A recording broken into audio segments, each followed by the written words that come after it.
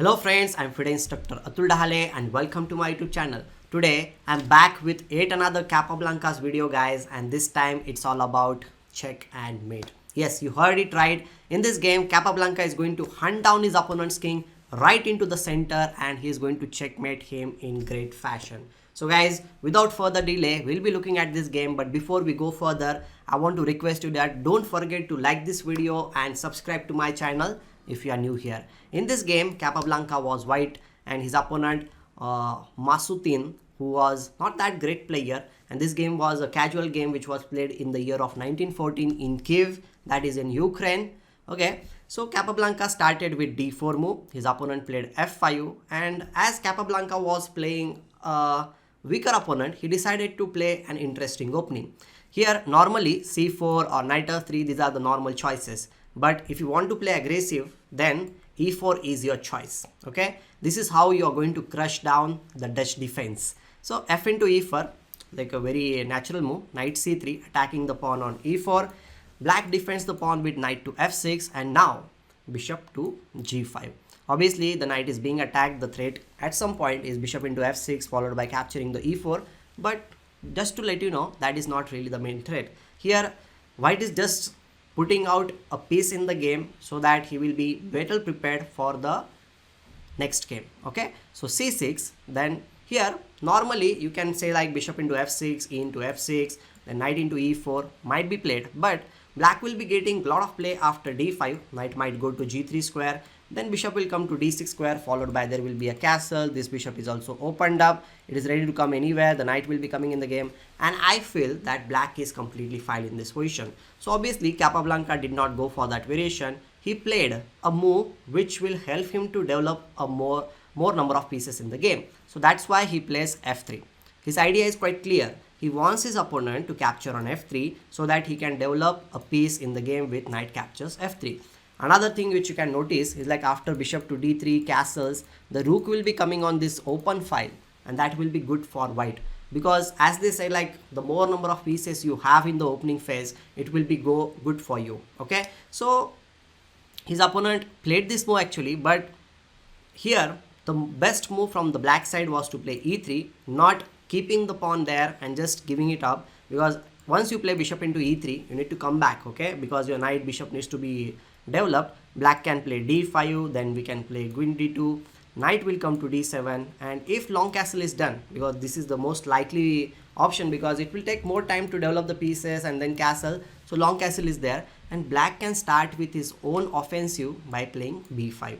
If g4 is played, then knight b6 will be played. If h4, and you can already understand that both the sides are attacking on flanks, and this is going to be a very interesting game. The game can proceed with e6 move, the bishop will be opened up, and it will be a crazy fight. So this is what I will recommend if you are playing from the black side, this opening, if your opponent plays this gambit variation. Okay, so now f3, he captures on e into f3, knight captures f3, e6 is played, bishop d3. See, Capablanca is just developing the pieces, he's bringing the pieces in the game.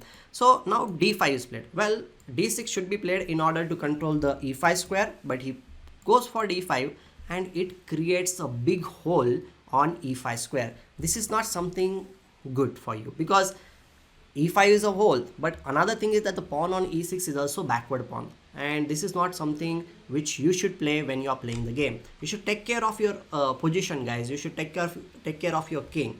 Okay, so now here he castles, obviously to bring the rook in the game.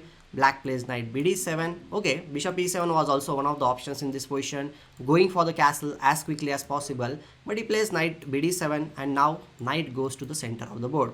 Okay, you might be knowing this thing which I have talked about previously also in Capablanca's games. You can check out those games also. I have given those games list in the I section above. You can check it out.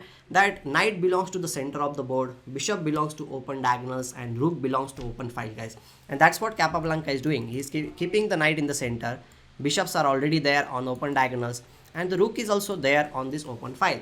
So white's pieces are ready in the game. So black plays bishop e7. Obviously he wants to castle in this position, and now to make the matters little bit more complicated, or to make it more interesting, Capablanca comes up with the move bishop into f6. Now there is a choice to your opponent, and whenever you give choice to your opponent, the chances of making a mistake are very high, and that's what you should try to do.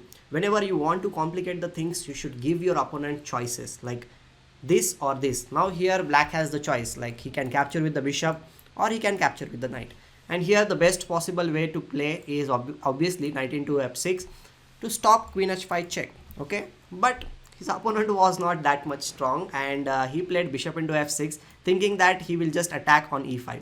But who plays like this? Because this move will allow queen h5 check, and now black is in trouble because he cannot play king f8 because obvious reason, queen f7 is going to be a check and mate. You cannot play g6 because you can see bishop on d3 will be played, bishop into g6 check. If h into g6, then okay, queen into g6 check. If king e7, now can you find out a good move? Because it feels like okay, you can give queen f7 check, but that is not good because black will be running away. But here the best move is actually rook captures f6. Yes, after knight captures f6, then you have queen g7 check. If king d7 d6 is played, then knight f7, and you will be winning the queen in that case. So guys, g6 is not a possibility in this position. Okay, I hope you have understood. He plays king e7. Again, the tempting move queen f7 is not that great because king will be running on d6 followed by king c7 will be played. You need to have patience, guys. Whenever you are attacking, you need to have patience, and here you should have brought a new piece in the game. Miss Capablanca should have brought a new piece in the game. That's what you do when you are attacking. Here simple rook a e1 would have given lots of chances for white because his rook is there, the king is there, and black is in trouble. Okay, one possibility is that you might say that queen e8 will be played and the exchanges will be happening, queen exchanges will be there, but there is a beautiful move which white can go for.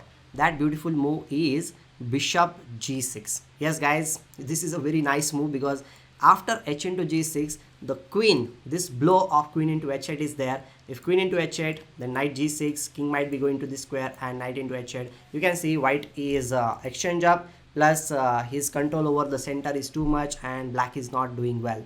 Okay, maybe you can capture on d4, but king h1, and still I will say that this position is definitely better for white because these pawns are there ready to roll. The rook is coming on the f7 anytime, the knight f7 is also coming back, and black should be in trouble. Okay, but as they say that errors do happen, and here Capablanca played bishop into h7, and this could have been led to queen exchanges if black had played queen e8, because now bishop g6 is not a possibility because rook into h5 is there. If you capture here, then obviously you can capture here and black should be fine. And okay, knight g6 is one of the moves which you can play, but then you can play king to d8, and after this move knight into h8 if you go for, then queen will be captured on h5, so that is also not good. And okay, you can play queen h3. This is one of the best moves. Then black can play bishop into d4 check, king h1, and now again to simplify the matters, queen g6 is a good move, and after bishop into g6, rook into h3, g into h3, and the position will be good because there is no knight and the pawn structure is also bad. The possibility of playing e5, king c7, the knight will also be coming in the game, bishop d7, and rook will be coming. Black should be holding on to the position with good effect. Okay, this was one of the possibilities which could have happened after queen e8.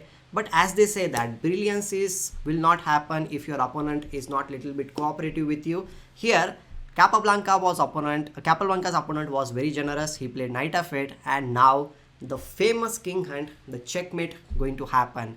So can you guess what he had played? Obviously the first move is quite obvious, but now in this position you need to find out a series of moves which will lead to a check and mate, guys. So the game is going to be very fascinating now. Here Capablanca came up with knight c4 check. There is no way you can do anything, so you have to capture.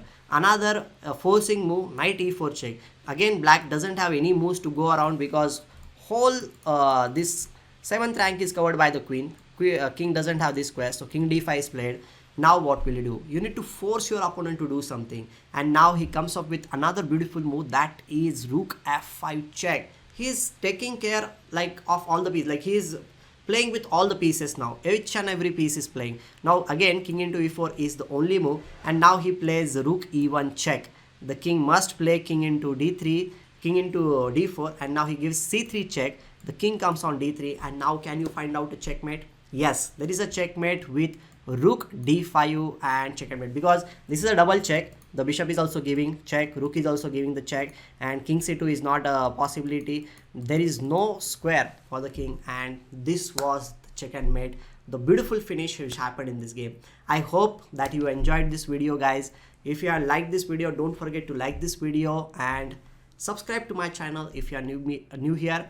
I'll be meeting very soon with yet another beautiful game, and till that moment, take care and goodbye. See you guys.